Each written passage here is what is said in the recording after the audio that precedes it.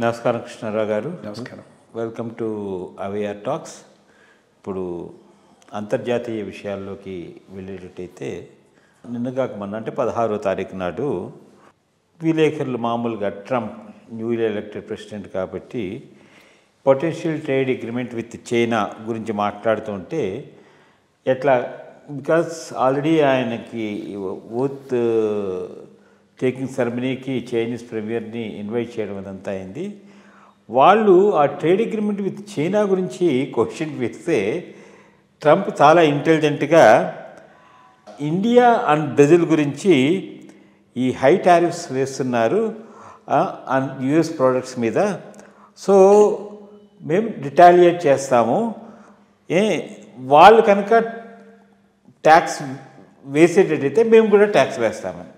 So అందువలన ఇప్పుడు ప్రపంచమంతా ట్రంప్ యొక్క దీని మీద ఆధారపడి ఉంటుంది. ఏంటంటే అటు చైనా, ఇటు బ్రెజిల్, ఇటు కెనడా, ఇటు ఇండియా మీద అంతా ట్యాక్స్ ఏవైతే వస్తువులు అమెరికాలో వెళ్తున్నాయో వాటి మీద హయ్యర్ ట్యాక్సెస్ ఇంపోజ్ చేస్తే అది అమెరికాలో కన్జంప్షన్ అంతా చాలా ఎక్కువగా ఉంటుంది.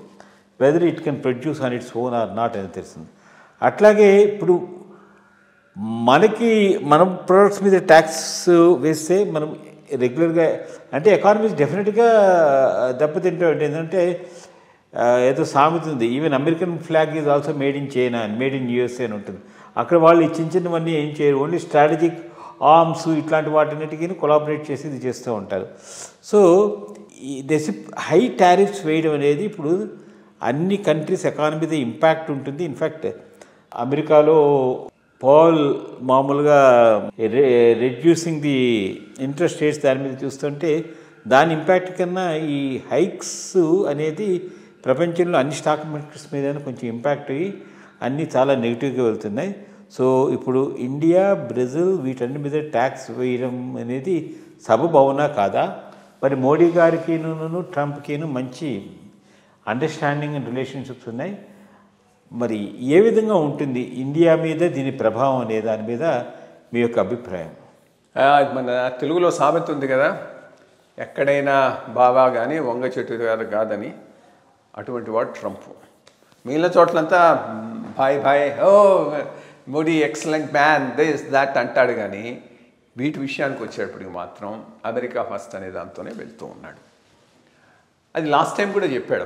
అప్పుడు కూడా మా ఇది హార్లీ డేవిడ్సన్ దాని మీద మీరు ఇంత వేస్తారు, మీ వాటి మీద మేము వేయకూడదు అంటారు. ఇది కుదిరేది కాదు. Reciprocity, you taxes, you tariff us, we tariff you. ఇది వాడి మొదటి నుంచి ఇది ఎక్కువ కాన్సన్ట్రేషన్ చైనా మీద.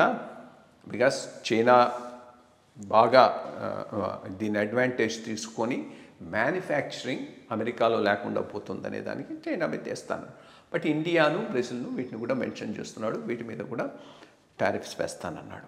సో దానికి మనం ప్రిపేర్ అయ్యి ఉండాలి. బికాస్ మనం మోస్ట్ ఫేవర్డ్ నేషన్ కింద చాలా ఫెసిలిటీస్ ఉన్నాయి. వాటిని కొంతవరకు తగ్గేటటువంటి అవకాశం అయితే ఉన్నది, దాంట్లో ఏమీ డౌట్ లేదు.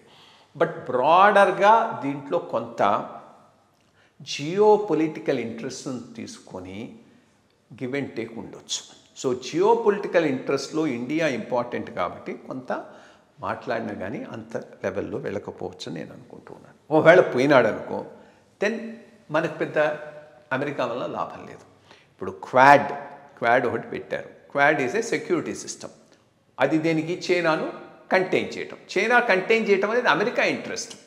ఇండియాకు కొంత ప్రాబ్లం ఉంది కాబట్టి ఇంట్రెస్ట్, కానీ ప్రాబ్లమ్ సార్ట్అవుట్ చేసుకుంటే అది చైనాను కంటైన్ చేయటం ఏమి ఇండియాకు స్ట్రాటజికలీ అంత ఇంపార్టెంట్ ఇష్యూ ఏమి కాదు. సో ఒక సెక్యూరిటీ ఇష్యూస్లో మాత్రం మీరు మాతో అలైన్ కాండి, అలైన్ అయ్యి మాకు ఫ్రెండ్గా ఉండి మీరు you make an enemy of China. But market ఇష్యూస్లో, ఎకానమీ ఇష్యూస్లో మీకు ఎటువంటి కన్సెషన్ ఇవ్వనంటే వాటితో రిలేషన్షిప్పే మనకు పెద్దగా అడ్వాంటేజ్ అయ్యే అవకాశం లేదు. అది ఇండియా కూడా గ్రహిస్తూ ఉన్నది. దాన్ని బట్టే వీళ్ళు కూడా వాళ్ళ పాలసీని డిసైడ్ చేసుకునేటటువంటి అవకాశం ఉన్నది. రెండోది, మొన్న ఏమన్నాడు, బ్రిక్స్ కంట్రీస్ని థ్రెటన్ చేశాడు. మీరు కనుక ఇది డెవలప్ చేసుకుంటే డాలర్కు నేను ఇచ్చేస్తాను. వాళ్ళు డెవలప్ చేసుకోకుండా నువ్వు టారిఫ్స్ వేస్తున్నప్పుడు వాళ్ళు ఆగాల్సిన అవసరం ఏమున్నది? ఇప్పుడు he has targeted Brazil, he has targeted India, he has targeted Russia, he has targeted Canada and also of course south Africa ఒకటి ఉన్నది. సో బ్రిక్స్లో ఇంపార్టెంట్ కంట్రీస్ అన్నింటినీ టార్గెట్ చేస్తున్నావు. నువ్వు బ్రెజిల్ టార్గెట్ చేసావు, నువ్వు ఇండియాని టార్గెట్ చేసావు, నువ్వు రష్యాని టార్గెట్ చేసావు, చైనాని టార్గెట్ చేసావు. సో వీళ్ళందరి మీద నువ్వు విపరీతంగా టారిఫ్లు పెంచి నీ మార్కెట్కి యాక్సెస్ లేకుండా చేస్తే వాళ్ళు టారిఫ్లు పెంచుతారు, వాళ్లకు మీ ఇన్వెస్ట్మెంట్కు యాక్సెస్ లేకుండా పోతుంది. అదైన తర్వాత ఇంకా వీళ్ళు దేనికోసం డాలర్ మీద ఆధారపడాలి? ఆల్టర్నేటివ్ కరెన్సీ సిస్టమ్ను డెవలప్ చేసుకొని దాంట్లో సెటిల్మెంట్స్ మొదలు పెడితే అసలు నీ మూలాలే కూలిపోతాయి. I mean actually in the end MAGA అని మేక్ అమెరికా గ్రేట్ అని స్లోగన్తో మొదలు చేసి ఆఖరుకు అమెరికాను వీకెన్ చేసే ప్రెసిడెంట్గా ట్రంప్ మిగిలిపోవచ్చు. అది హీఈస్ నాట్ రియలైజింగ్ ఇట్. ఇప్పుడు ఏంది వీళ్ళ స్ట్రెంగ్త్? వీళ్ళది open economy, open systems, govern by rule of law, strong currency. దీంతో వాళ్ళనంతా డామినేట్ చేస్తున్నారు. దీన్ని ఫ్రాగ్మెంట్ చేసి టారిఫ్స్ చేసి ఇచ్చేసినప్పుడు నీ కరెన్సీ విలువ కూడా పడిపోతుంది. So to that extent America it self will be A loser. అది అర్థం చేసుకుంటున్నట్లేడు. ఐ థింక్ అది రియలైజ్ అయ్యేటప్పటికి ఈ ఆల్టర్నేటివ్ డెవలప్ అయినా ఆశ్చర్యపోవలేదు. చూద్దాం విచ్ వే ఇట్ కోర్స్ అనేది.